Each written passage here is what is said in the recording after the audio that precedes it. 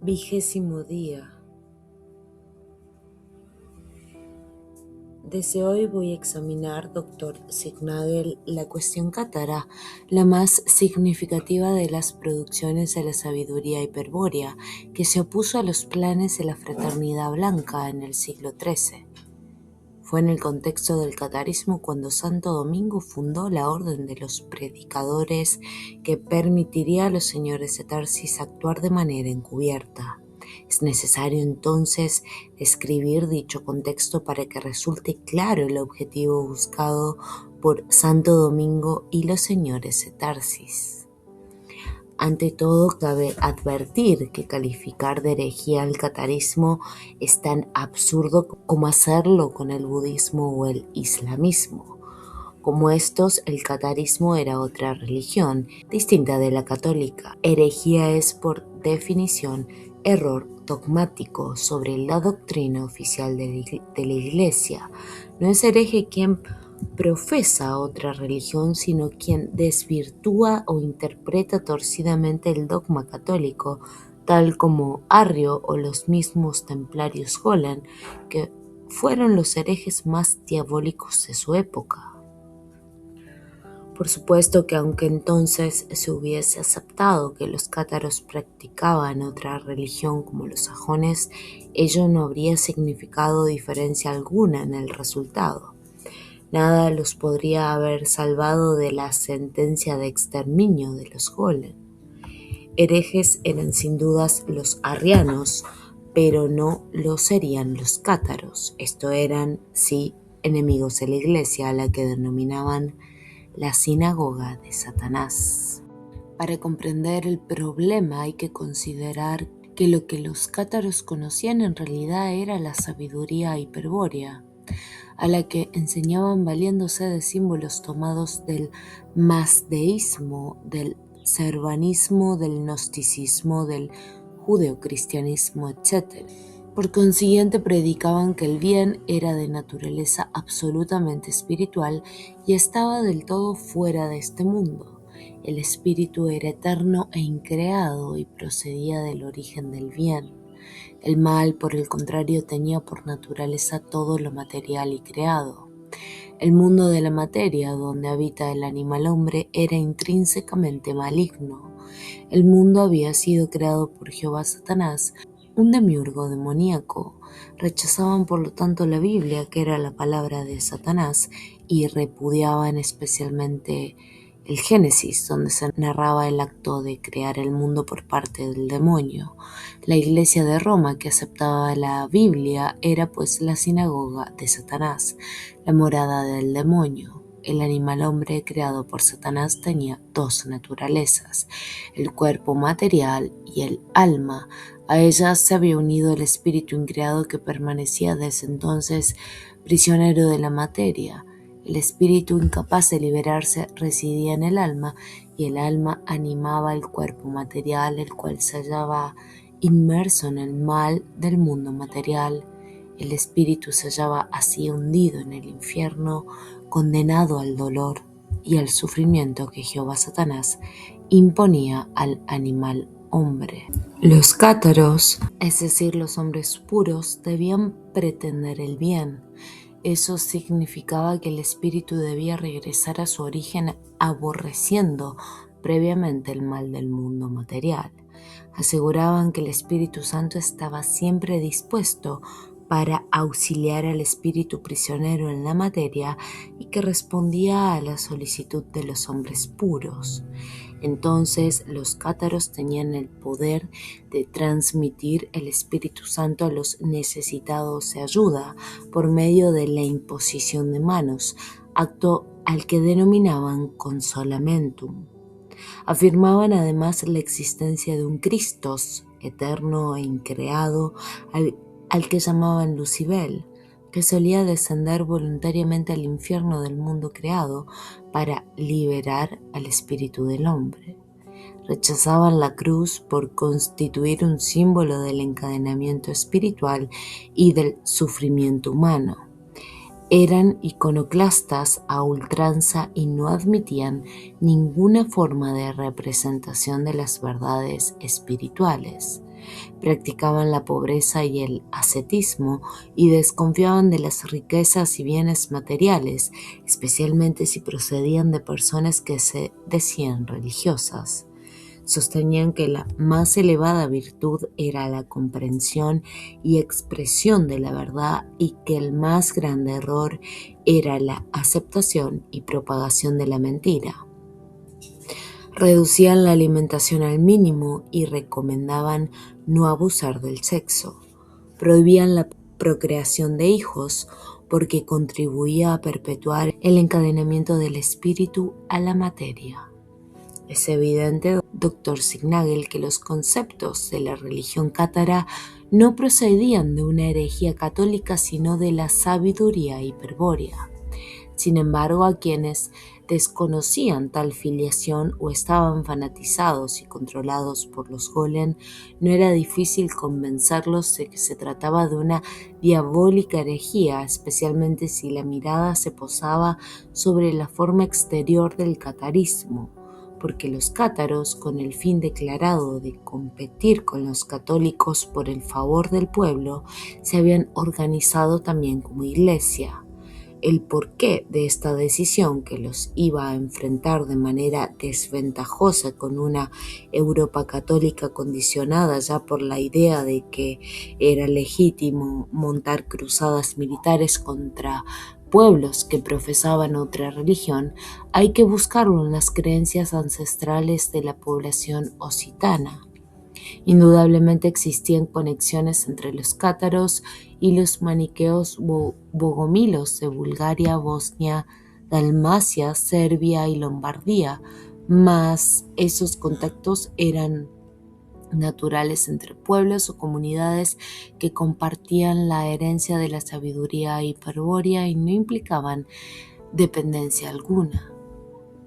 El catarismo fue más bien un producto local del país de Oc, un fruto medieval del tronco racial íbero. La antigua población íbera de Oc, como la de Tarsis, no sufrió gran influencia celta, a diferencia de los íberos de otras regiones de las Hispanias y de las Galias, que se confundieron racialmente con ellos y cayeron prontamente bajo el poder de los golem. En Oc, los galos no consiguieron unirse con los íberos, pese a que dominaron durante siglos la región, con gran disgusto de los golem que apelarían a todos los recursos para quebrar su pureza racial.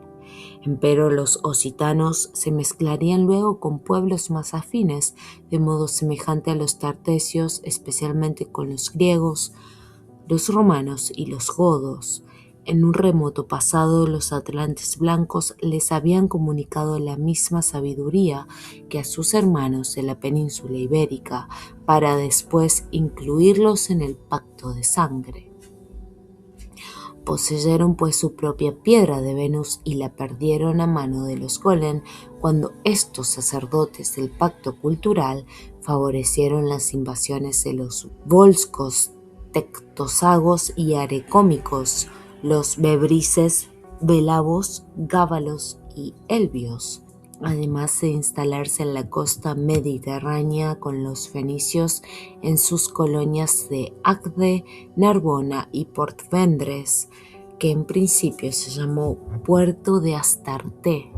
Ahora bien, aparte de lo que yo recordé sobre la sabiduría de los íberos del pacto de sangre, hay que agregar aquí una leyenda particular que estaba bastante difundida entre los pirenaicos. Según la misma, los atlantes blancos habían depositado en una caverna de la región otra piedra de Venus, a la que denominaban el Graal de Christos Lucifer. Aquella piedra que trajera el enviado del Dios incognoscible, no ya para que reflejara el signo del origen a unos pocos iniciados, sino para vincular carismáticamente y liberar espiritualmente a toda una comunidad racial, solo sería hallada en momentos claves de la historia. Creían que el motivo era el siguiente: el Graal constituía una tabula regia imperialis, vale decir, el Graal informaba con exactitud quién era el rey de la sangre pura. a quien correspondía gobernar al pueblo por la virtud de su espiritualidad y su pureza racial, pero el Greal tenía el poder de revelar el liderazgo comunicándolo carismáticamente en la sangre pura de la raza. No era necesario la presencia física de la piedra de Venus para escuchar su mensaje. Pero si la comunidad racial olvidaba el pacto de sangre, si caía bajo la influencia soporífera del pacto cultural o si degradaba su sangre pura, entonces perdería la vinculación carismática, se desconcertaría y erraría al elegir sus líderes raciales. Sobrevendrían malos reyes, débiles o tiranos, quizá sacerdotes del pacto cultural, que en todo caso guiarían al pueblo hacia su destrucción racial. No obstante, aun cuando el pueblo estuviese dominado por el pacto cultural, la herencia hiperbórea de la sangre pura no podría ser fácilmente eclipsada y en indeterminados momentos de la historia ocurriría una coincidencia cultural causal que pondría a todos los miembros de la raza en contacto carismático con el Graal. Entonces todos sabrían sin duda alguna quién sería el líder de la raza. Se trataba de una doble acción del Grial. Por una parte revelaba al pueblo quién era el verdadero líder de la sangre pura, sin que influyese para ellos su situación social, vale decir, fuese noble o plebeyo, rico o pobre. Si el líder existía, todos sabrían quién era, todos lo reconocerían simultáneamente. Y por otra parte apuntalaba al líder en su misión conductora, conectándolo carismáticamente con los miembros de la raza en virtud del origen común. En el origen, toda la raza de los espíritus hiperbóreos estaría unida, pues el Greal justamente sería un reflejo del origen. Por la gracia del Greal, el líder racial aparecería ante el pueblo dotado de un carisma evidente, innegable e irresistible, exhibiría claramente el poder del espíritu increado y daría pruebas de su autoridad racial, y ello no podría ser de otro modo puesto que por el origen volvería a estar a las órdenes del gran jefe de la raza del espíritu, el señor del honor absoluto y de la belleza increada, Christos Lucifer o Lucibel. El devenir de la historia, el avance inexorable de los pueblos culturalmente dominados por la estrategia de la fraternidad blanca en dirección a las tinieblas del Kali Yuga, causaría la manifestación cada vez más fuerte de las potencias de la materia. Por lo tanto, los líderes raciales que eventualmente surgiesen del pueblo deberían demostrar un poder espiritual cada vez mayor para enfrentarse a tales fuerzas demoníacas. La consecuencia de esto sería que el enfrentamiento entre la espiritualidad emergente de la pureza racial y la degradación de la cultura materialista sería tornando más y más intenso hasta llegar naturalmente a una batalla final donde el conflicto se dirimiría definitivamente. Ello coincidiría con el fin del Kali Yuga. Entre tanto vendrían esos momentos de la historia en los que el Graal podría ser nuevamente encontrado y revelaría al líder de la raza. Claro que en los últimos milenios, por estar la raza cada vez más hundida en la estrategia del pacto cultural, los sucesivos líderes raciales habrían de ser consecuentemente más poderosos, vale decir, habrían de ser líderes imperiales, guerreros sabios, que intentarían fundar el imperio universal del espíritu. Quien lo consiguiese libraría al pueblo de la estrategia del pacto cultural, de los sacerdotes del culto y de todo culto. Construiría una sociedad basada en la aristocracia de la sangre pura, en los señores de la sangre y de la tierra, como la que sabiamente procuraría impulsar Federico II Hohenstaufen.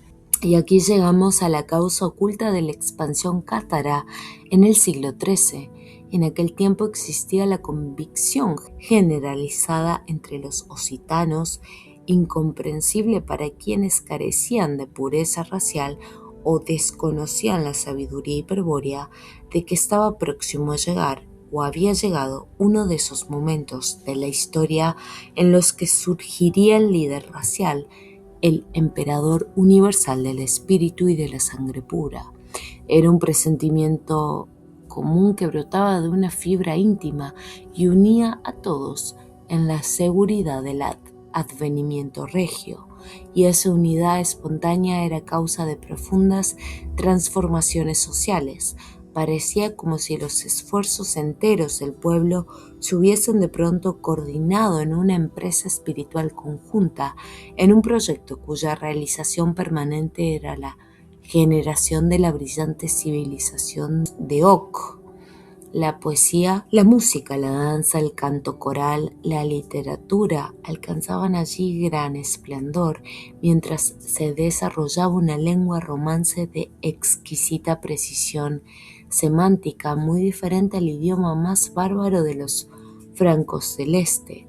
Era la lengua de Ok, o Languedoc, que dio nombre al país del Languedoc. En la estructura de esa civilización naciente, como uno de sus elementos fundamentales, iba a surgir el catarismo, que ya no sería entonces una herejía católica como pretendía la Iglesia Golem, ni una religión trasplantada del Asia Menor como pretenden otros. Por el contrario, el catarismo era la expresión formal de la religazón que existía a priori en la sociedad occitana. Era el Graal, así lo creían todos, el que religaba la sociedad occitana y constituía el fundamento de la religión cátara. Pero el Graal, al comunicar la próxima venida del emperador universal, anunciaba también la guerra, el inevitable conflicto que su presencia plantearía a las potencias de la materia, quizá la batalla final, si los tiempos estaban maduros para ello. El momento histórico de la aparición del Grial exigía pues una especial predisposición del pueblo para afrontar la crisis que fatalmente sucedería. Era tiempo del despertamiento espiritual y del renunciamiento material, de discriminar claramente entre el todo del espíritu y la nada de la materia. Ahora entenderá usted, doctor Signagel, por qué los cátaros se organizaron como iglesia y se dedicaron a predicar públicamente la sabiduría hiperbórea. Estaban preparando al pueblo para el momento histórico, estaban fortaleciendo su voluntad y procurando que adquiriese el estado de gracia que los tiempos exigían. Si advenía el emperador universal, Cristo, Lucifer, estaría más cerca que nunca del espíritu cautivo en el hombre, favoreciendo su liberación. Por eso los cátaros anunciaban la inminente llegada de Lucibel y alentaban al pueblo a olvidar el mundo de la materia y clavar los ojos interiores solo en él. Si advenía el emperador universal, se requerirían hombres profundamente espirituales que poseyesen la sabiduría hiperbórea y se transmutasen por el recuerdo del origen, por la revelación de la verdad desnuda de sí mismo, es decir, se necesitarían hombres de piedra. Por eso los cátaros formaron y lanzaron miles de trovadores iniciados en el culto del fuego frío de la casa de Tarsis.